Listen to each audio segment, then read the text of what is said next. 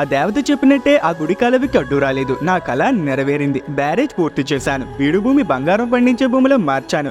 గోదావరి జిల్లాలకు rice bowl of Andhra Pradesh అని పేరు రావడానికి, కోనసీమ కేరళ ఆఫ్ ఆంధ్రప్రదేశ్గా మారడానికి, కడియంలో పూల మొక్కలు ప్రపంచమంతా ప్రసిద్ధి చెందడానికి ఈ ధవళేశ్వరం బ్యారేజ్ కారణం. ఇక్కడున్న ప్రజలకి ఇంత మంచి పని జరగడం వల్ల నన్ను దేవుడిలా పూజిస్తారు. గోదావరి నది పారే ప్రతి ప్రాంతంలో నా విగ్రహాన్ని పెట్టారు.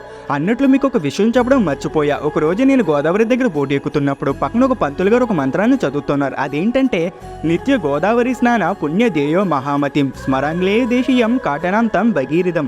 దానికి అర్థం ఏంటని అడిగాను. అప్పుడు అపర భగీరథుడైన ఆంగ్లేయ ఇంజనీర్ సర్ ఆర్థర్ కాటన్ కారణంగా మేము నిత్యం గోదావరి నది స్నానం చేసే భాగ్యం కలిగిందని, దానికి కృతజ్ఞతగా మేము ఈ మంత్రాన్ని చదువుతున్నామని చెప్పారు.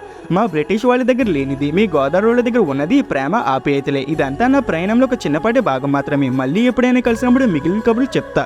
అప్పటి వరకు లాగిన్ టు డివైన్ ఛానల్ని సబ్స్క్రైబ్ చేసుకోండి.